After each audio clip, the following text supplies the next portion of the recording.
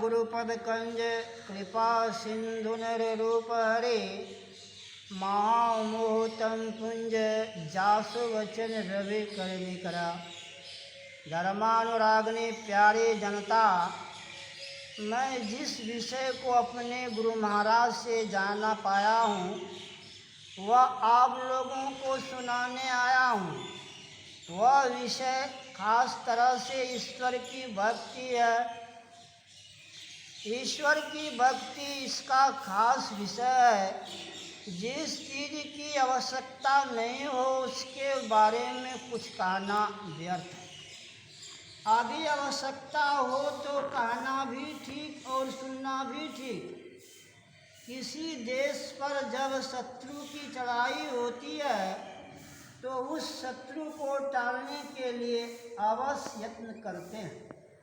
अपने देश में हाल ही में यह काम हुआ है।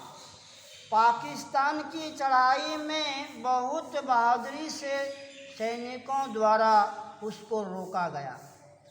अपनी जिंदगी गंवा कर उसे रोक दिया और आगे बढ़ा। यह होना बहुत आवश्यक है। खेती करने में हिंसा होती है, भोजन बनाने में हिंसा होती है, चिराग जलाने में हिंसा होती है। कभी कभी किसान जंगल को जलाकर खेती करते हैं। जंगल जलाने में हिंसा होती है, यह अनिवार्य हिंसा है। आज जितने खेती करने वाले हैं वे यदि अनिवार्य हिंसा को छोड़ दें तो खेती नहीं हो सकेगी। गांव में कहावत प्रसिद्ध है कि हल का नाशा सबकी आशा। हल नहीं चले वैज्ञानिक खत्म हो जाएंगे, बड़े बड़े बहादुर भी खत्म हो जाएंगे। जो असल ज्ञान है वह गूढ़ और गंभीर है। उसको जानने के लिए जनाने वाले को बड़ा परिश्रम करना पड़ता है। जैसे बंजर जमीन को उपजाऊ बनाने में परिश्रम करना पड़ता है, अपने मस्तिष्क को भी बंजर खेत की तरह विद्याभ्यास और सत्संग के द्वारा उर्वरा बनाना चाहिए। विद्याभ्यास हो और सत्संग नहीं हो तो फसल अच्छी नहीं होगी। सत्संग के बिना अध्यात्म ज्ञान नहीं होगा। अध्यात्म ज्ञान के बिना विद्या अपवित्र है। संसार में इसका तांडव नृत्य हो रहा है। बड़े बड़े विज्ञान जानने वाले हैं, अगर अध्यात्म से विहीन है तो उनसे ऐसा काम होता है जो नहीं होने योग्य है। अध्यात्म ज्ञान के जानने वाले पवित्र काम करते हैं। अच्छे भी मायाधीन होकर भलेपन से चुकते हैं, परंतु भलेपन का खजाना उसके पास मौजूद रहता है, जिससे फिर वे कुमार्ग से सुमार्ग में आते हैं। उनका जब दूसरा जन्म होता है तो वह संस्कार उनसे कभी दूर नहीं होता। इसमें कोई संशय नहीं है। जो ज्ञान ईश्वर भक्ति के लिए अपेक्षित है उसको बहुत जानना है। ईश्वर भक्ति से विहीन लोगों से दुष्कर्म अधिक होते हैं। अपने दुखी रहते हैं और दूसरों को भी दुखी बनाते हैं। सब चाहते हैं कि हम बहुत सुखी रहें। सुख इतना कि उसका अंत नहीं। सुख के बाद दुख आवे नहीं। जिस सुख में मन उकतावे नहीं उसमें रस ही रस रहे, कभी तृष्णा होवे नहीं। उस सुख को पाने के लिए कोई इंद्रियां समर्थ नहीं। बाहर संसार में इंद्रियों के सुख से सुखी हो नहीं सकते। संसारिक सुख में कभी तृष्णा का अंत नहीं होता। संसार में जो सुख पाता है उससे कभी कोई तृप्त नहीं होता। इससे उपरामता पाने के लिए ईश्वर की भक्ति नितांत आवश्यक है। मनुष्य को अविनाशी सुख चाहिए। उस सुख के वास्ते ईश्वर की भक्ति करनी चाहिए। मेरे गुरु महाराज इसी के वास्ते ईश्वर भक्ति का प्रचार करते थे। भक्ति में ईश्वर स्वरूप का ज्ञान अवश्य चाहिए। स्वरूप ज्ञान के बिना वह उस यात्री के समान है जिसे अपना निर्दिष्ट स्थान मालूम नहीं, फिर यात्रा करता चला जा रहा है। इसलिए ईश्वर स्वरूप का ज्ञान होना चाहिए। संसार में सभी वस्तुओं का परिवर्तन होता है और अत्यंत अभाव होता है। अत्यंत अभाव में कुछ भी नहीं रहता। यह शरीर जल जाएगा, सड़ जाएगा, अंत में रूप का अंतर्भाव हो जाएगा। दो प्रकार के नाश होते हैं संसार में, ऐसा देखने में आता है।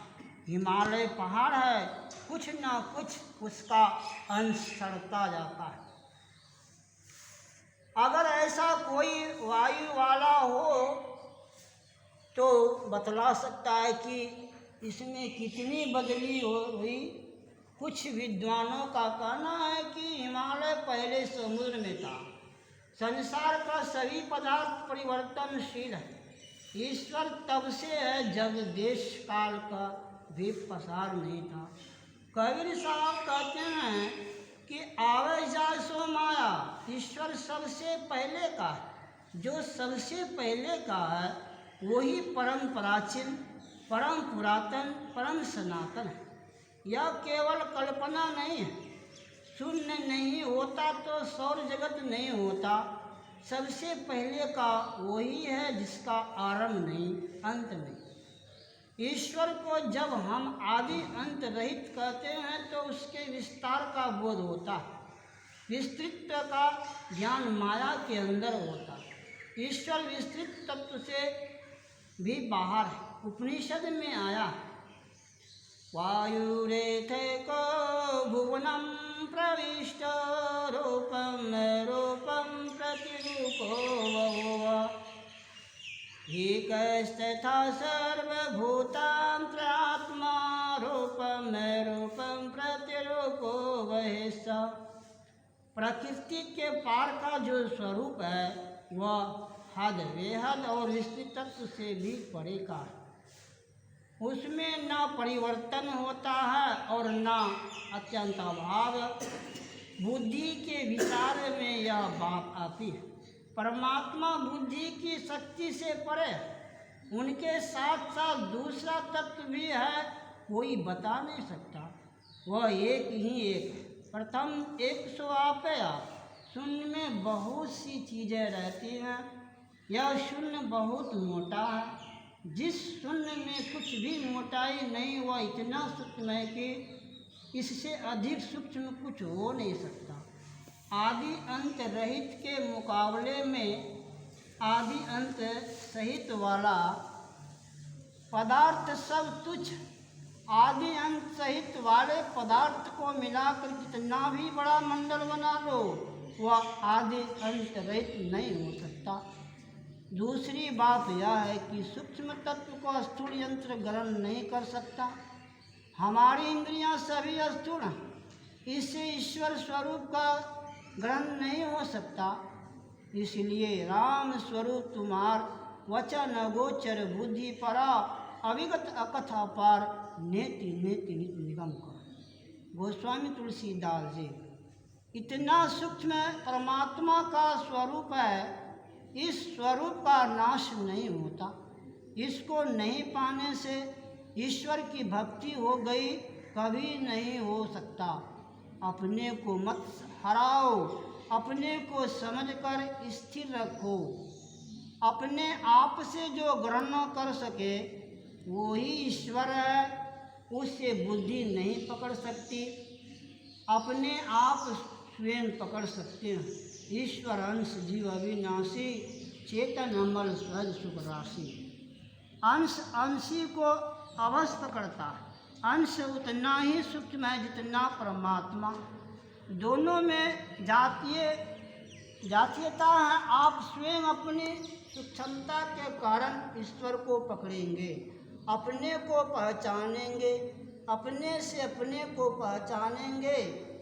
जैसे अपने आँख को अपने आँख से ही आईने के द्वारा देखते हैं। इसी तरह साधन भजन के द्वारा आप अपने को देखिएगा, आप अपने आप में ही संतुष्ट होंगे। जो अपने आप में संतुष्ट नहीं, उसको संसार के कोई भी पदार्थ संतुष्ट नहीं कर सकता। इसी के लिए संतों ने सत्संग का प्रचार किया है। यह प्रवचन अखिल भारतीय संतमत सत्संग का 59वां वार्षिक अधिवेशन में दिनांक 2/4/1967 ईस्वी को उत्तर प्रदेश के तुरिया सुजान देवरिया में अपराह्नकालीन सत्संग में हुआ था। श्री सद्गुरु महाराज की जय।